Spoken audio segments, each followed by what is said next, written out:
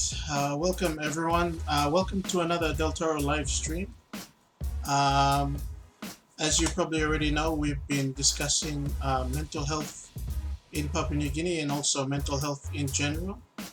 And I'm very happy to introduce to you Mrs. Demiana Kumoru, all the way from coming in all the way from Marshall Islands, who's been kind enough to join us this evening. So thank you very much, Mrs. Demiana, for joining us.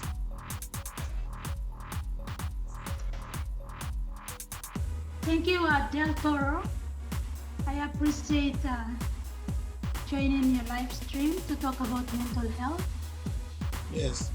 So, Mrs. Demiana, you're based in Marshall Islands, Majura. You were saying in the main capital city of Marshall Islands. Yes, I live and work in here in the Republic of Marshall Islands, and the capital is Majuro. Okay, Majura. Yes. And I'm here on Majuro. Okay. Hosie's in the chat. Welcome, Hosie. Thank you for the like. We're with your mom actually now, and we've just started the stream, but so you're based in you work in the College of Marshall Islands, is that correct? In the counseling department? Yes, currently I'm the director of counseling and services at the College of Marshall Islands. Okay, good. And the department within the college. Okay, great. Can I ask you what was your background? You did some study is this what you pursued your career, or how did you sort of get into this position of the director for the counseling department? I actually have education and social work background. Okay. I started my educational journey at Harlem Teachers College. Okay. And then to University of Papua New Guinea, where I got my social work, bachelor's of social work. Right. And of course, I came into Marshall Islands with my husband, who was here to work with PNA, and that's how I got this job on Marshall Islands at CMIS, the director of counseling. Okay. And at least while I'm working, at least I have an opportunity to further my studies. Oh, good. And so I've done that, and I'm just working towards my doctorate level in social work. Oh. Gender and mental inclusive and mental health and wellness. Congratulations. I heard from Kenas, who's in the chat, by the way, saying hello and hi from Kenas and Hosie. I heard from them that you just recently got your doctorate. Is that correct? Yes. I'll be graduating in August with my doctorate level. Oh, very good. Congratulations.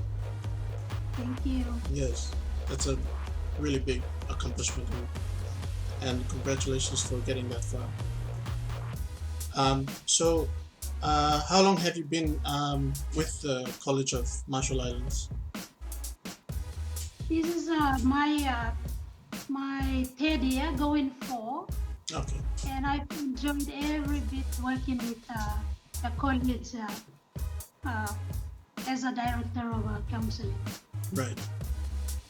Okay, good, very good.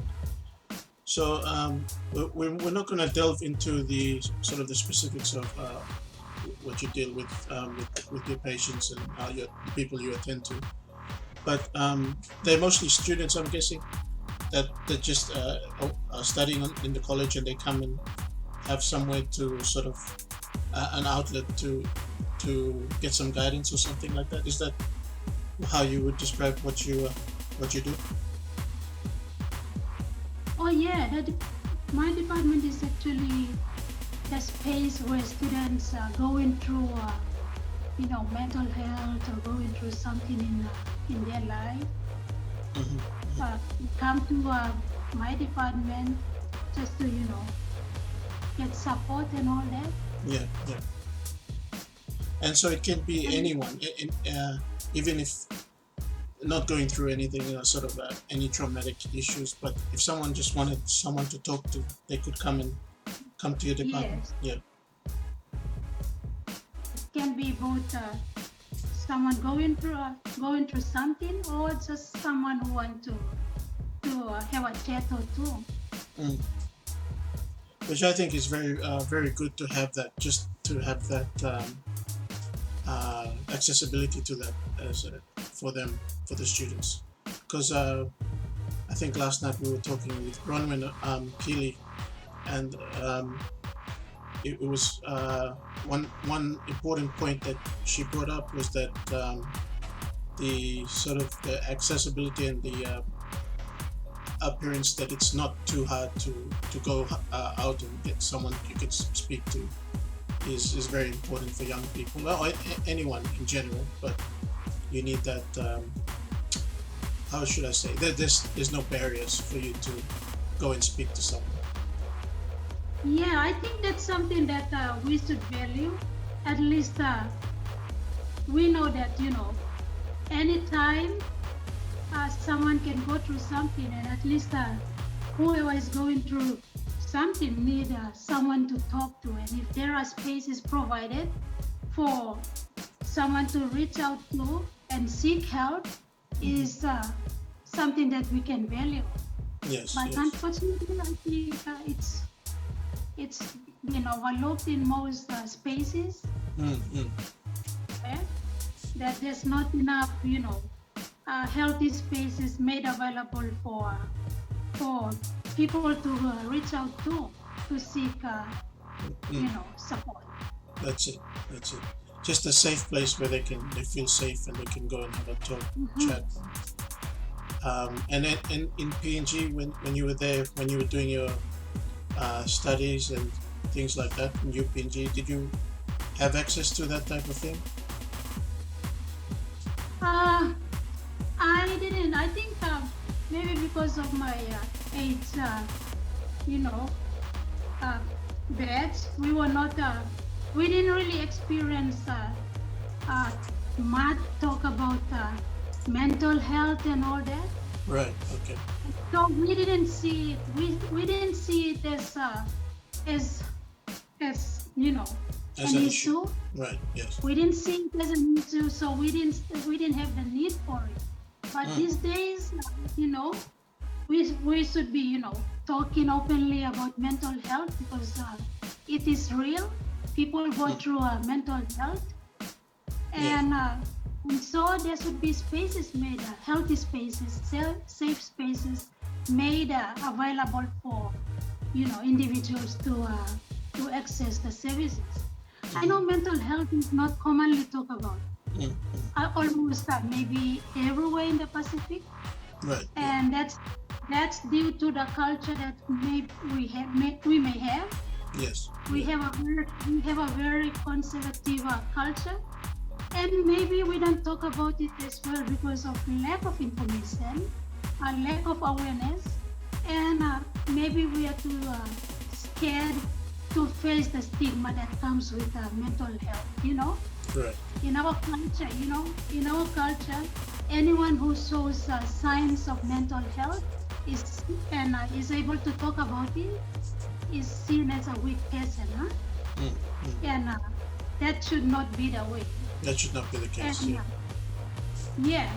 and for us to see mental health as the norm could be a coping mechanism, because we didn't have any healthy spaces where we can reach out to, so we just go with it, and so we cope with it, deal with it. Deal with it yourself. Deal with it. Exactly. And so the only times have changed, haven't they, Mrs. Demiana? And we are in a modern world, and as you know, we're going through this pandemic as well, and I think that has caused some pressures to some people, and caused the rise of mental illnesses, I think. And I've witnessed it myself with people around me. And I definitely think that times have changed. We need to start addressing these issues, and we're a modern PNG now. Oh well, I'm talking about Papua New Guinea in the modern Pacific. So Yeah. I think we better start moving forward a bit, and that's part of the reason why I thought it a positive to do this and just start talking, pretty much. And so Yeah. That's the only way we can address this, because back in the day, the only time we talked about mental health is when someone has reached a crisis situation, and maybe when someone is mentally retarded, or we just relate mental health with disabilities. But we don't think about the day-to-day stresses in life that an individual, have to cope with, and find way to understand it and manage it. So it's really important for us to talk about this, because it's real and it's true. Yes. People go through mental health every day of our lives. It's true. Yeah. We have John in the chat. Thank you, John, for joining. It's Jay. He's saying here, Demiana, that he's saying with increased use of social media nowadays, mental health has increased due to how people feel the need to be like those in the social media. So he's basically saying there's an impact with social media, which I do agree with. And I think we mentioned it when I was talking to a previous guest, David from Niunet, that now you can have thousands and thousands of friends on social media, but a very small amount of this you sort of call your true friends, and the ones that you can sort of talk to about issues, if you know what I mean. And yes, go ahead. Yeah, so that's what I'm saying. It's a modern era now with social media, and things have changed, such as having many friends online, but not having any sort of solid true friends that you can sort of use as a support system. Well, we can have so many friends on social media, and we don't know how many are our true friends, and that's also causing mental health issues for individuals. Yes. And that's when we can talk about social anxiety. Like we may think that we have so many friends, but we don't know who are our real friends out there that we can go out to interact with physically and all that. So social media in one way has helped us to know the world, to explore the world, but at the same time has contributed to individual mental health. And because maybe we want to be like our friends out there, or maybe we just talking and not managing our time, so then it leads to some mental health like disorders, like you're depressed, you're spending so much time on social media, and then at the end you find yourself being not coping with what you're supposed to have done. And that's where social media have maybe a bad influence on mental health. There's definitely a downside to social media in that aspect. And I think you can, when you meet people, your true friends, in person, it's more like you can gain more in terms of that. You feel that support and that's friendship. I think you can feel it more. Whereas online, you can't really. You can talk to them and things like that, but I think the one-on-one interactions with a real person is much more beneficial to someone. Yeah. So in some ways, some people can see social media as a coping mechanism. That's where they find like someone to talk to about what they're going through. But like you said, there's a downside of it. Yes. We don't know whether those people you're talking to on social media, real about things, and whether they're going to really be, supporting you, because you're not physically interacting with those individuals. Yes, correct. Jose, Jose just sent me some 50 stars. Thank you, Jose. John's in the chat. Kenas in the chat. Kenas is saying, true, we are all connected, but none of us are connected. That's very true. So social media has definitely had an impact, and also the advent of technology means people are less likely to go outside and get involved in activities. I know we play a lot of video games, me and the boys here, but I personally try to encourage getting out and being active, and I personally try to push myself as well to go to the gym and be active as well, or go for a walk even, away from technology for a little bit. So I'll definitely recommend that to my viewers and everyone. And while we're talking about mental health, everyone has the risk of developing a mental disorder, right? Mm-hmm. Despite their age and sex and wealth or the social status that people have. Mental health can affect daily lives, relationships, mm-hmm. and of course our physical health. Yes. So yes, that's when we maybe focus too much on social media, and we don't think about our physical health. Mm-hmm. We're not on the phone, and we are not, trying to be engaged in physical activity. Right. And they're very, very closely linked, aren't they? The mental health and the physical health. Yeah. Yeah. So if you improve one, you can definitely aid the other one. And I think we will try and get a sports athlete on the one of the live streams, so you'll be able to talk about that as well. Yeah. So obviously, mental health is real, and it's common, but it's not commonly talked about.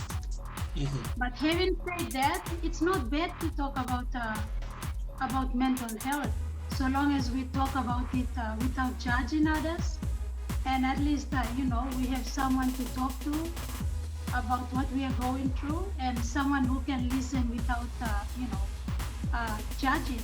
Mm-hmm. And I can see that we lack that interaction and support in most of our, maybe in PNG. Yes. Yeah, we tend to just leave individuals go through whatever they're going through. Can be yes. Depression. We just let them deal with it, and most of the times we joke about those individuals who are going through mental health. And I remember back in PNG, there are times we joke about people losing their loved ones and who are going through grieving process, when they have quiet moments and they don't talk much. Instead of us trying to offer help to be a shoulder to lean on, we laugh at them and joke at them. But at this time, it really comes strong in my mind that it's not something to joke about. Mm-hmm. If we see people going through some things, at least we should go and approach them and just ask them if they are okay. Yes. And I didn't see that in the high schools, in the schools that I taught in PNG, or even that I went to. Even in the University of Papua New Guinea, there was not much support for someone who's going those through afflicted. mental. Yeah. It was yeah. I think going back to what you said about the culture. It's like we just leave them, brush them to the side, type of thing, and just lustinting lol. We think just let them sit out on the side and deal with whatever they're going through. Yeah, but I think that's when the early intervention can come in. So at least people who advocate for like issues like mental health can do more awareness. They can do more awareness on maybe how to cope with mental health. As a solution, as a way forward. You're saying that those advocates can push for that. Yes. Very good. Tao, thank you very much for the 50 stars.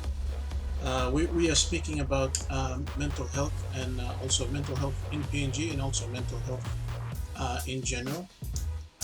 And of course, I'm joined by Mrs. Demiana Kumoru, who is a director of the counseling department at the College of the Marshall Islands. So in the Marshall Islands, Mrs. Demiana, have you seen, especially in the last couple of years, have you seen an increase in students coming to see you, or do you think it's the pandemic has had an impact on the numbers of instances of people suffering or feeling that they need some guidance from you? Yes, I think the numbers increased during the pandemic. It wasn't like that before, but it increased within the time of pandemic.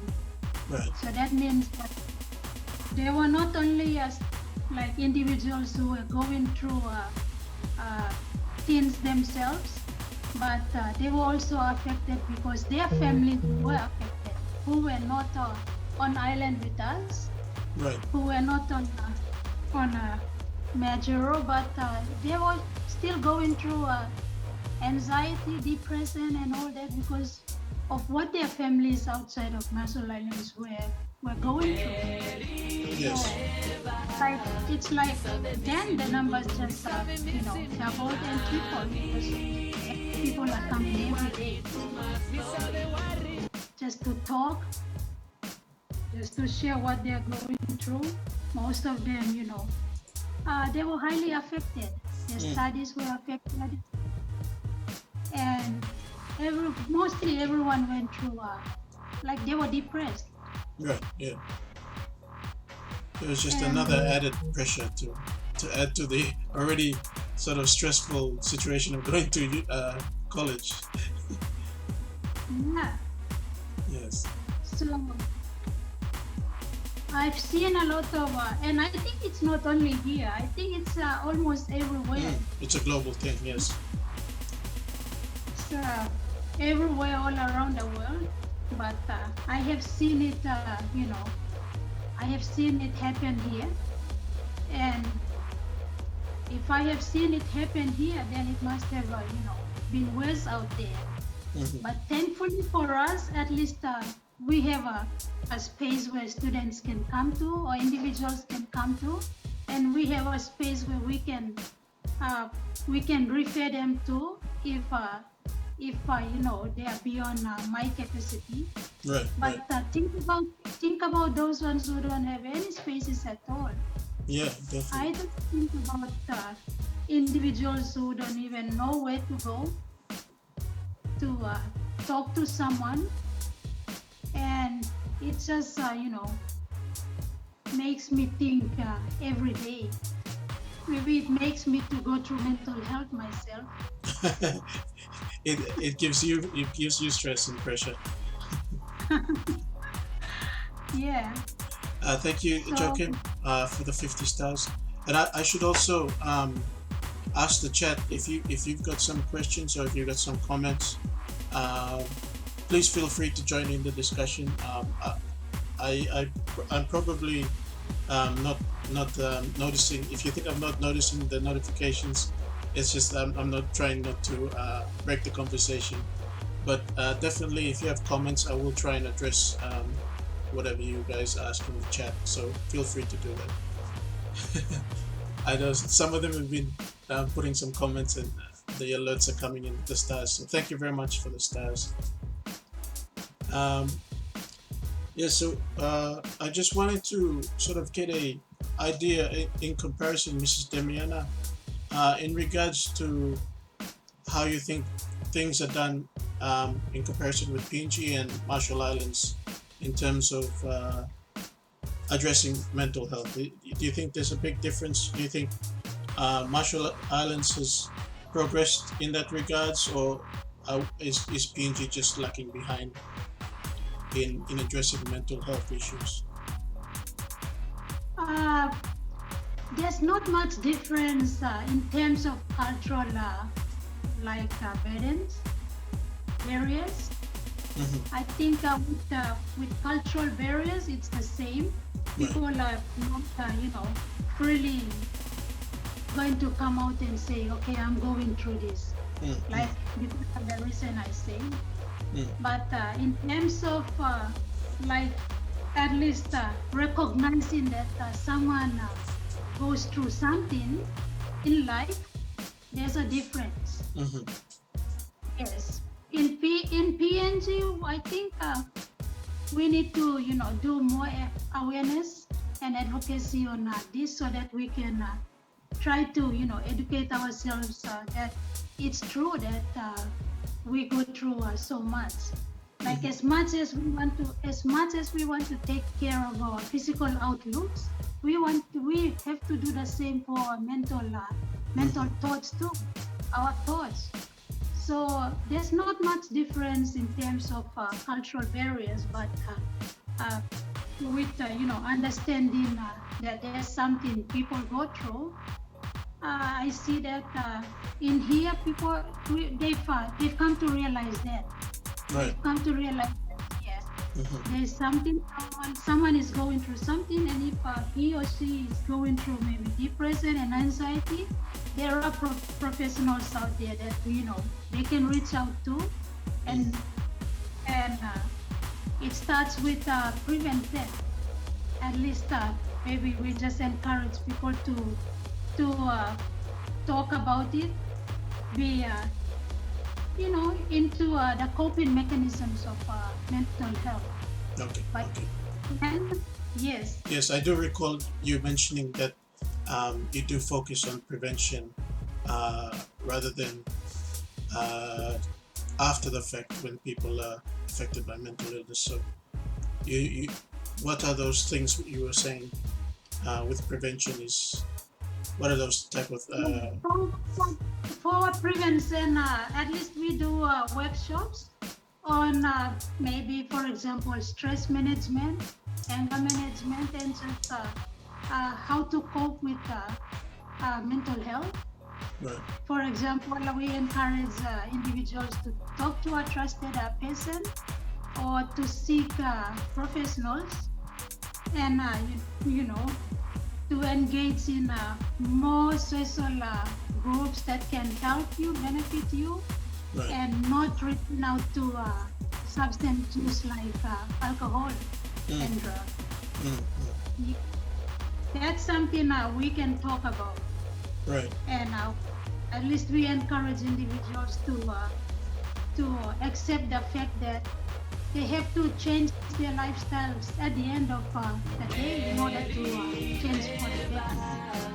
But we also come to realize that if we cannot do anything any better, at least we refer them to maybe a therapist, right, and that's when the hospital comes in.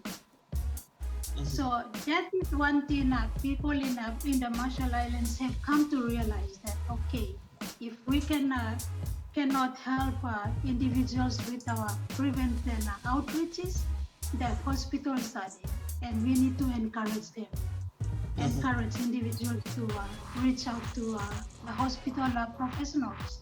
Right, right. Yeah, but So, I'm not saying mm, that's not happening in PNG. I'm not too sure. I know yeah, Papua yeah, New Guinean are doing their best too yes, to yes. provide best for the individuals. There's Yeah. definitely some, I would say, some headway made in that regards from what I've learned from Bronwyn Keeling, who's a youth ambassador, the young ambassador for UNFP, who I spoke to last night. So she was telling me that there is some people you can go see, some groups like the One Talks counseling hotline you can call up, family health.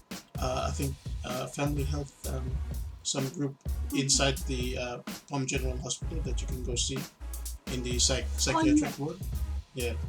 Oh yes. So I think yeah. but So there's mm, definitely, I think, um, in the last maybe say 4 or 5 years, I think there's definitely some progress in that regards, which is really good to see. And I wasn't actually fully aware of what was there, but learning from Bronwyn, it was good to see that they have made some progress in that regards. Um, but I think that the youth actually being made aware, or not just the youth, I should say everyone, the general public, being made aware of these services available to them, I think is still quite lacking. And I think you can ask most people today whether they know about that. They probably would say they probably don't know, or they're not aware of it, or they heard of it, but they don't know where to go. Um, mm. so yes, in And that so area it can be improved. Mm. Sorry, go ahead. and so because because we they don't know, individuals don't know where to get help from. Most of the time they just reach out to substance use. Yes, yes, that's a good point. And of course, we all know that substance use is not going to help in any way. It's going to just escalate the issue. Mm-hmm. And we can see it these days. So for me, I think what we are lacking is the awareness about mental health. If Mm. someone is going to depression, what do? Do you just let that person to sit there, or encourage? I think individuals don't know, like you said, they don't Mm. know that going through depression is not healthy, Right, and right. it's not something that we should just accept. Mm.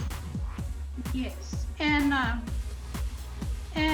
maybe just letting go some of our cultural Yeah, that's strength. it. The taboos and the stereotypes that you're not supposed to Yes, speak. You're not supposed to speak about these things. yes, It's gotta be broken down. Um, man. So it's so hard to break it down, huh? Because yes. everyone says it's okay. Like for men, if you are going to cry, then you are not a man. Yeah. Something like that. You're seen as a weak person. Yeah. Yes, and my other point maybe could be trying to create more healthy spaces, like I said, not only in the hospitals, not only in within the maybe the NGOs Mm-hmm. that try to provide these services, but maybe it could be factored into most of the government organizations. Right. It has to. We have to include this in our organizations. I Make don't it know. normal. Yeah. Make it a No, yeah, it should be a mandatory. part of those institutions. Yes. Yes, it should be mandatory for most organizations to to create these healthy safe spaces Mm-hmm. where we have workers who go through their relationship issues, so at least they have a space to go to. Yes. Whoever is having a maybe family issue at home could have a space to go to share or Mm-hmm. discuss what he or she is going through, but we don't have that. Mm-hmm. So it's something that we can maybe think about in the future, or maybe there should be more NGOs just trying to provide these services. Yes, especially the counseling services that's more into prevention, and then they can work closely with the hospitals. Yeah. They definitely all should be intertwined and connected. So if you need to progress, if you need further help, you can go seek further help, and the people are there to tell you where to go. But I do think that it should be mandatory in schools to have these safe places, as we'll call them, that kids can say, I'm not feeling too good, and I don't think it's an actual physical illness. Maybe I can talk to someone, and they have someone to go to in their school, or in the college, or in the university, and I think that would be beneficial as well. And I think they do have that. I'm not sure if it's a formal thing, but they do have some teachers you can seek some guidance or some counseling from. Oh yes. Yeah. Yes. I mean, we can give credit to those teachers or individuals who look out and see signs of mental health and try to offer help, although it may not be really mandatory and all that. But there are very good individuals out there who are play that role, who have that gift, and they can recognize that something's not right with this person. Yeah. So in this going back to the situation in Marshall Islands, do you find that students are approaching you, or is it the college's job to sort of recognize students who are suffering or having trouble? Are you usually the ones finding the students, or the students that are coming actively seeking you out? It's actually both. Okay. We have walk-in clients who just voluntarily come in, and there are some who are actually referred to our services. So it's both individuals and the college. Right. So when it comes to college, at least we have faculty and individuals who are out there who just look out and say, hey, I think this person is going through something. Do you mind talking to him? And so I see that more helpful and supportive in our spaces, because at least someone is looking out for someone. Yes. To help, and we are not just leaving them alone. We are not just letting them go through things on their own. Right. And when I say going through things, it's anxiety, depression, and even trauma. Yes. So many people go through a trauma, and it can be maybe from a childhood trauma that they have witnessed during their childhood age, but it becomes more obvious as time goes by. Yes. As time goes by. So any violent situation that someone has witnessed causes trauma. Right. Yeah. And again, we don't see it as an issue. Yeah. Good. Even behind closed doors, we don't know what happened behind closed doors. That's when maybe domestic violence happens, and then the kids are witnessing that, and then the kids do not go through any therapy. They just deal with it, and they deal with it on their own. So then it develops into something that's more serious. So, Mrs. Demiana, I just wanted to ask one question. If someone was going through some sort of issues and in terms of their mental health,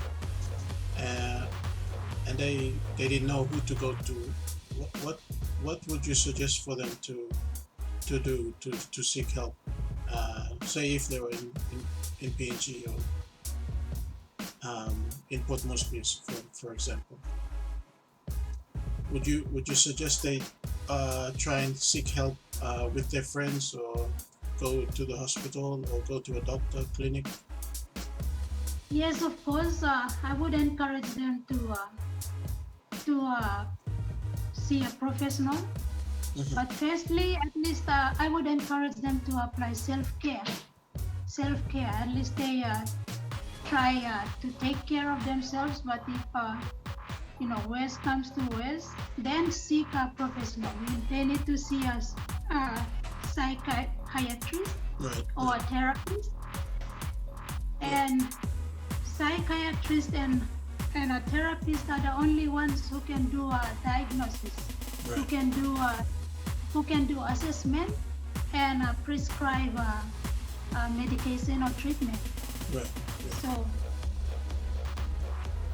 before it goes to a crisis situation, someone needs to of course apply self-care, and then resort into the coping mechanisms. And for the coping mechanisms, I say talk to a friend, a trusted friend, engage in physical activities, listen to music, go for maybe a short walk, and join some positive social groups. Mm-hmm. Yeah. And lastly, seek professionals. Right.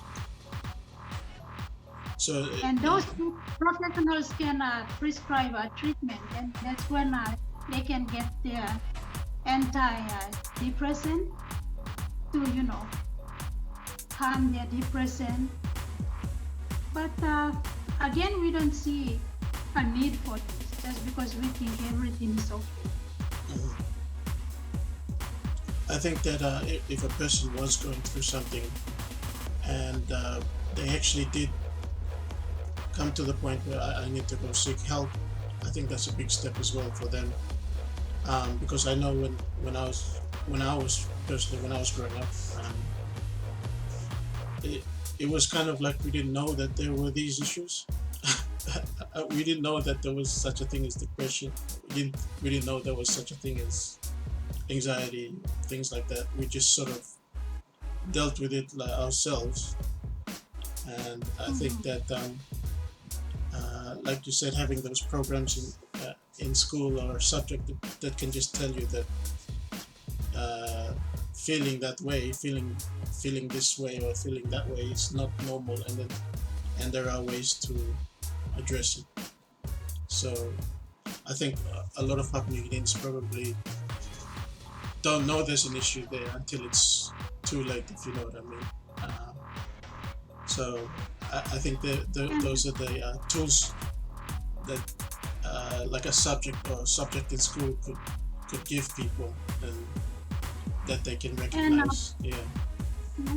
For me, I promote the LG approach. LG approach is like from a professional to a client.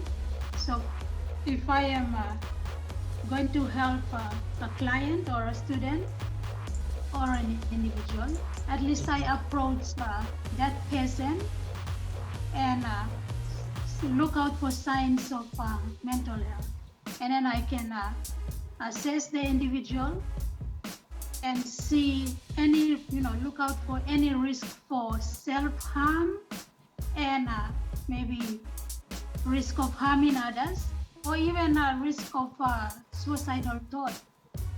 Mm-hmm. So and of course, you said LG, was it? You said LG approach? LG. A-L G-E-E. And that stands for, that's an acronym for something? Yes, it's for... Oh, okay. A is for like approach and assess. Okay. Assess the individual that for any signs of mental health. Right. And L is listen non-judgmentally. I have to just listen. Right. As a prophet. That's very powerful. To just listen is very powerful. And yeah.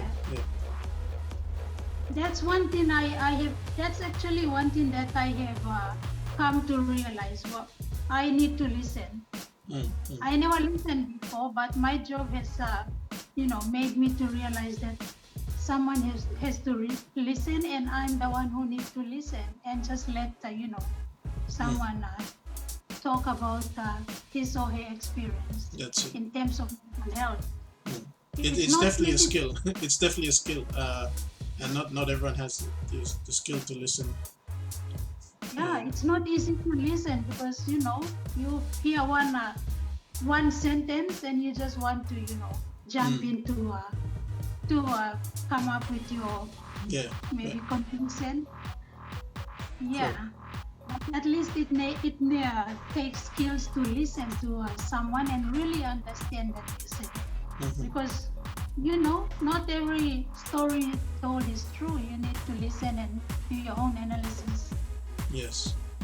Yeah, to better help that person, not to condemn that person. Definitely. And of course, at least while I'm listening, I have to give reassurance, and give information that the person needs. Reassurance and information. Yes. Yes. And of course, encourage professionals. Okay. Not everyone is going to listen. At least the professionals can listen. Yes. So ALGEE. ALGE. The LG approach. ALGEE. Okay. Yeah. Interesting. That's a very useful approach using that. Yeah. And the other approach that I try to use when I'm dealing with individuals is the harm reduction. Harm reduction. We know that individuals resort into substance use when they are going through things in life. Right.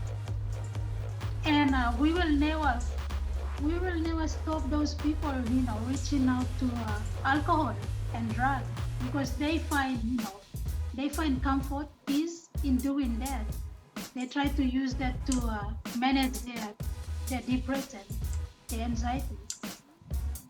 So as much as we try to stop individuals to reach out to alcohol while they use it to attend to their mental health, it's so difficult, and so we can only promote harm reduction. Harm reduction is all about giving you the facts about what may happen if you continuously reach out to alcohol, substance use, and what may the good and bads about it, and you decide what's best for you. But it's not my choice to stop someone reaching out to alcohol. I can only give you the information and you decide what's best for you after I give you the facts and figures. Right. Yes. We have a guest, Mrs. Demiana, on. Maybe you've met him before. I'd like to introduce you to Kenneth, your son. Hello, Mom. But I thought we'd surprise you, Mrs. Demiana, and have Kenneth join the conversation. Hello. Well, this conversation is good for Kenneth too. Wait, I wanted to say something.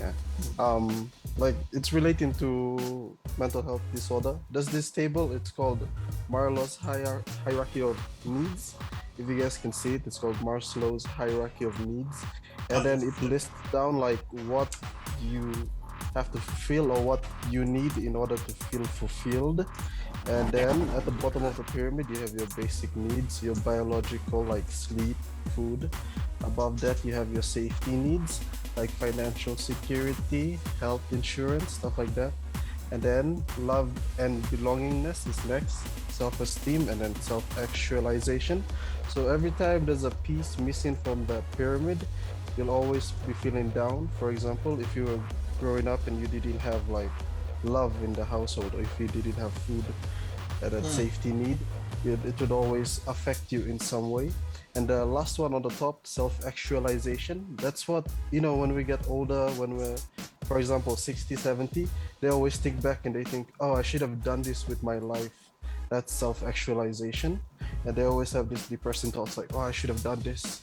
This is what I would have liked to do if I was younger, now that I know, Right. So if you guys can see it, Maslow's hierarchy of needs, all of this, they affect like a person's mental being, and then it can lead to depression, and it can lead to unfulfillment, and things like that.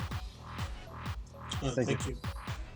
Yeah, I have heard of this Maslow's hierarchy. I actually heard of it in, I think it was economics or something. Yeah, and it's just based on that, on the theory of how people resolve what they need, their needs, or how they fulfill or satisfied in life. So you're saying that if one of those things aren't available, that it's kind of like can cause some issues along the line. Is that what you're saying? Yeah. That's it. It will affect you, and your person. It will affect you and you as a person.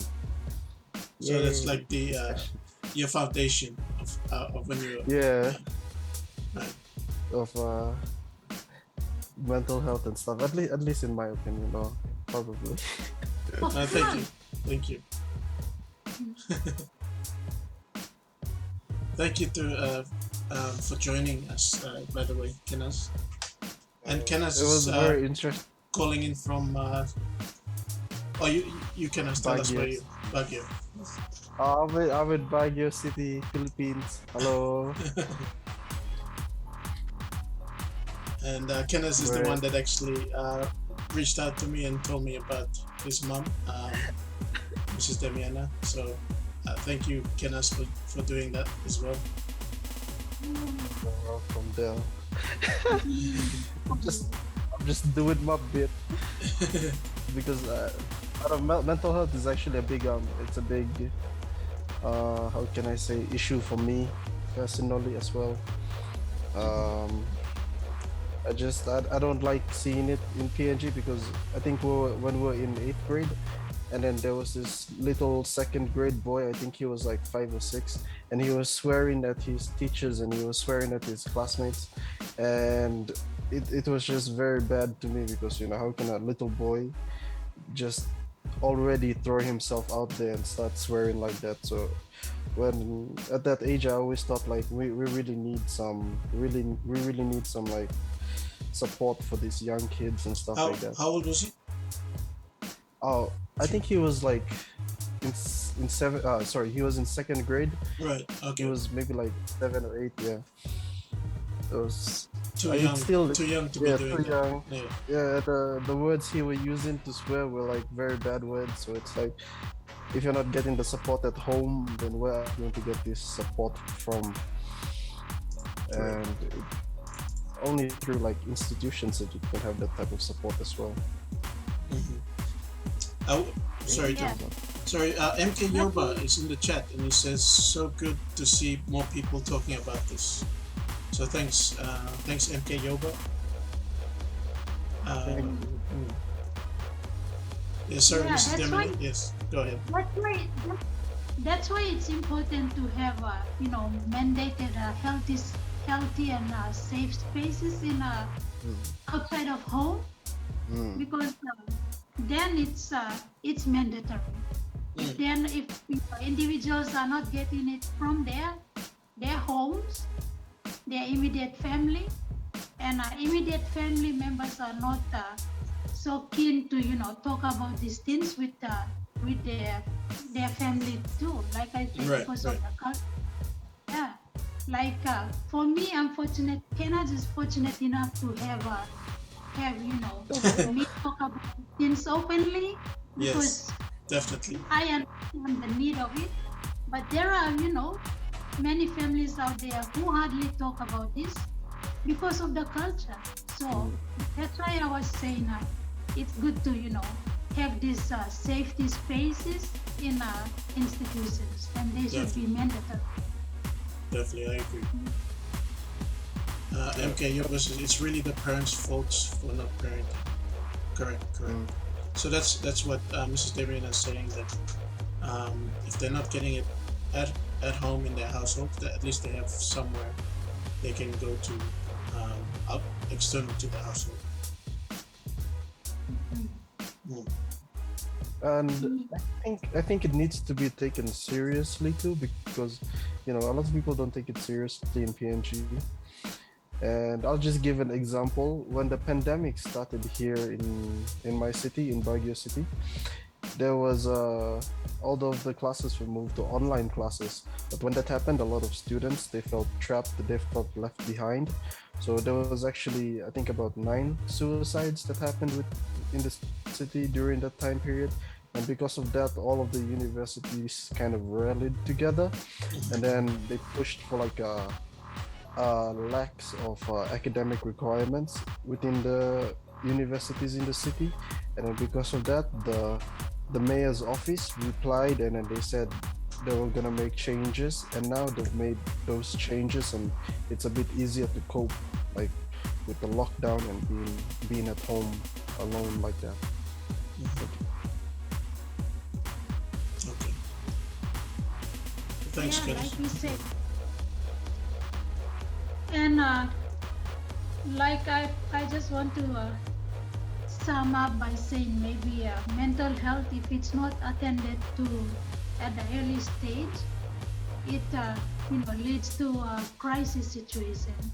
Right. And like I said, crisis situation is when there's so much risk to self-harm or harm to others, and when there's so much difficulty and trouble and danger. So it's really important for us to talk about mental health in the family units, and try to attend to it. Yes, I agree. I think that you tend to see it a lot in the cities because as population is increasing, that foundation at home is not as, maybe the home unit is not as strong as it was before. Because there's so many people now, and people tend to erupt into violence, or at the drop of a hat. You see it in Port Moresby. If there's an opportunity to say even loot a store or anything, it's